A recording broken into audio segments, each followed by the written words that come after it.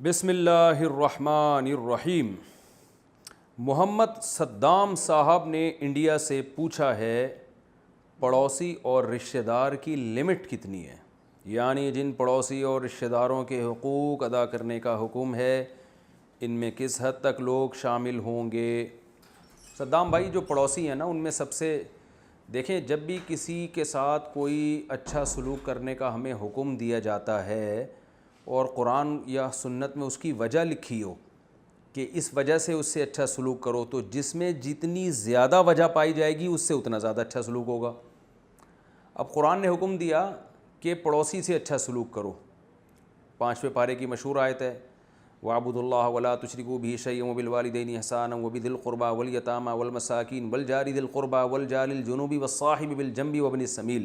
تو جار کا ذکر ہے، پڑوس، تو جو جتنا زیادہ پڑوسی ہوگا اس کا حق اتنا ہی زیادہ ہے۔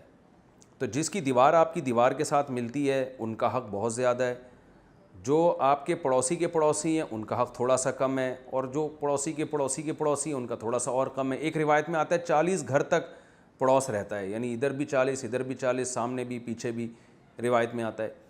لیکن ظاہر ہے کم ہو جاتا ہے حق، سب سے حق تو اس کا ہے جس کی دیوار آپ کی دیوار کے ساتھ ملتی ہے۔ تو اور پڑوسی کا جو حق ہے اس میں صرف وہی نہیں ہے دیوار ملنے والی، جو صبح و شام آپ کے ساتھ اٹھنے بیٹھنے والے لوگ ہیں، آپ جاب کرتے ہیں، آپ کے ساتھ جو کلیگ ہیں جو آپ کے ساتھ صبح و شام رہتے ہیں، وہ بھی آپ کے پڑوس میں ہی آتے ہیں، ان کے ساتھ بھی اچھا سلوک کرنے کا قرآن نے حکم دیا۔ اور کہیں سفر میں جا رہے ہیں تو جو آپ کے ساتھ سیٹ میں ساتھ بیٹھا ہوا ہے، ٹرین میں ہو یا بس میں یا جہاز میں یا اونٹ پہ بیٹھے ہوئے جا رہے ہیں، تو ساتھ والا اونٹ پہ بھی کوئی سفر کر رہا ہے، تو کوئی بھی آپ کے ساتھ ٹریولنگ کے دوران آپ کا کے ساتھ ہوگا تو وہ بھی پڑوس میں آتا ہے۔ تو مطلب یہ کہ جتنا گہرا آپ کے ساتھ اس کا اس لحاظ سے رشتہ ہوگا کہ آپ کے ساتھ اٹھتا بیٹھتا ہے تو اس کا حق اتنا ہی زیادہ ہے۔ پھر اس میں یہ بھی ہے کہ اگر آپ کسی دوسرے ملک جانتے ہیں، آپ کو اپنے گاؤں کا کوئی بندہ مل جاتا ہے تو گاؤں کے لحاظ سے وہ آپ کا پڑوسی ہے، تو اس سے تھوڑا سا اچھے طریقے سے بات کر لیں آپ۔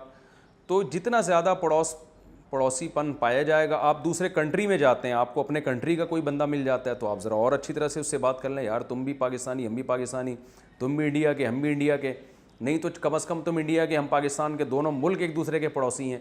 تو کسی بھی لحاظ سے تو بس جتنا زیادہ پڑوسی کا عنصر پایا جائے گا اتنا ہی حق زیادہ ہوگا۔ یہی جواب رشتہ داروں کے بارے میں ہے۔ رشتہ داروں کا حق کتنا ہے بھائی؟ جو جتنا قریبی رشتہ ہے۔ تو قرآن نے جو قریبی رشتے بیان کیے ہیں، جو ہمیشہ قرآن ترتیب بیان کرتا ہے، سب سے پہلے والدین، پھر اولاد، پھر بھائی اور بہنیں، اس کے بعد باپ کے رشتہ دار، ابا کا بھائی، ابا کے بھائی جس کو چچا کہتے ہیں یا تایا کہتے ہیں، پھر ابا کی بہنیں جس کو پھوپھیاں کہتے ہیں جن کو، پھر امی کے بھائی، پھر امی کی بہنیں۔ تو یہ اسی ترتیب سے قرآن رشتوں کو بیان کرتا ہے۔ پھر اس کے بعد کزنوں کا رشتہ آتا ہے، تو کزنوں میں سب سے پہلے چچا زاد بھائی بہنیں، پھر پھوپھی زاد بھائی بہنیں، پھر ماموں زاد بھائی بہنیں، پھر خالہ زاد بھائی بہنیں، یہ چاروں برابر ہیں۔ تو ان کے بعد پھر آگے ان کی اولادیں، تو جتنا قریبی ہوگا تو سب سے قریبی اپنے والدین، اپنی اولاد، اور والدین میں دادا دادی نانا نانی بھی آ گئے، اس کے بعد سگے بھائی بہنیں، پھر اس کے بعد چچا ماموں پھوپھی خالہ وغیرہ، پھر اس کے بعد ان کی اولادیں۔ تو یہ ترتیب ہے رشتہ داروں کی۔ کیا آن لائن لوٹ جوئے کی قسم ہے؟ نظام صاحب انڈیا سے پوچھتے ہیں۔ آپ نے کہا تھا کہ لوڈو کھیلنا جائز ہے، موبائل میں ایسا ہوتا ہے کہ آپ کے پاس 100 پوائنٹ ہیں اور دوسرے کے بھی 100 پوائنٹ ہیں، اگر ہم گیم جیت گئے تو پورے 200 پوائنٹ ہمیں مل جائیں گے، لیکن اس میں پیسے نہیں ہوتے، صرف پوائنٹ ہوتے ہیں، کیا یہ کھیل کھیلنا شرعاً جائز ہے؟ دیکھیں، پیسے نہیں ہوتے تو کیسے پوائنٹ ملتے ہیں؟ مجھے یہ پوری ڈیٹیل جب تک معلوم نہیں ہوگی میں نہیں اس پہ مسئلہ بیان کر سکتا۔ آن لائن لوڈو کیسے کھیلتے ہیں، پوائنٹ ملنے کا کیا مطلب ہوتا ہے؟ آپ کو حق مل جاتا ہے کہ آپ جیسے 200 پوائنٹ مل گئے تو آپ شاید 200 دفعہ مزید کھیل سکتے ہیں، یہ مطلب ہے آپ کا؟ کیا مطلب ہے؟ یا یہ کہ اگر آپ ہار گئے تو آپ کے 100 میں سے 50 پوائنٹ رہ گئے تو اس 50 کو 100 تک لانے کے لیے کیا کرنا پڑے گا؟ اور اگر وہ 50 پوائنٹ بھی ختم ہو گئے تو آپ کھیلنے کے قابل ہی نہیں رہیں گے، یا آپ کو کوئی پیسے ڈلوانے پڑیں گے؟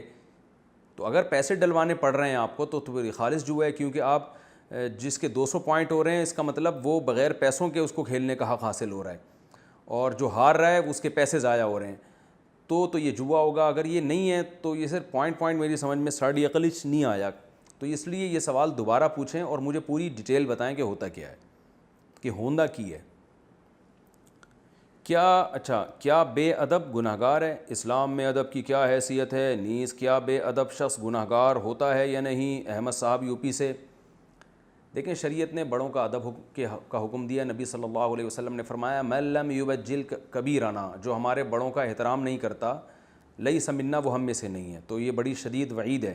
اس سے پتہ چلتا ہے کہ جو بڑا ہے، اسی طرح حدیث میں آتا ہے انزل الناس منازلہم، لوگوں کو ان کے مرتبے کے لحاظ سے لوگوں کے ساتھ پیش آؤ۔ تو کوئی آدمی جس مرتبے کا ہوتا ہے، اگر آپ اس کو وہ عزت نہیں دیتے تو وہ اپنی توہین سمجھتا ہے اس میں، اور اس کو تکلیف ہوتی ہے، اور تکلیف دینا گناہ کا سبب ہے۔ تو اس لیے کسی بڑے کی بے ادبی یہ بھی گناہ میں داخل ہے، کیونکہ اللہ اس کے رسول کے حکم کی نافرمانی ہے۔ انکم ٹیکس سے بچنے کے لیے ہوم لون لینا، میرا سالانہ 60,000 کے قریب انکم ٹیکس میں کٹ جاتا ہے اور میرا خود کا کوئی ذاتی گھر نہیں ہے، کیا میں انکم ٹیکس بچانے کے لیے ہوم لون لے سکتا ہوں جو یہاں انٹرسٹ والا ہوتا ہے؟ زبیر درویش گودرا انڈیا سے۔ آپ سود پہ قرضہ نہیں لے سکتے۔ اگر آپ کرائے کے مکان پہ رہ کر گھر کی ضرورت پوری کر سکتے ہیں تو آپ لون لے کر گھر نہیں خرید سکتے، سودی لون، کیونکہ گھر انسان کی بنیادی ضرورت ہے، لیکن ذاتی گھر ہونا بنیادی ضرورت نہیں ہے، رہائشی گھر ہونا بنیادی ضرورت ہے۔ تو جو رینٹ پہ لے کے مکان رہ سکتا ہے وہ لون نہیں لے سکتا شرعاً، سودی قرض مکان کے لیے، اور ٹیکس سے بچنے کے لیے بھی نہیں لے سکتا۔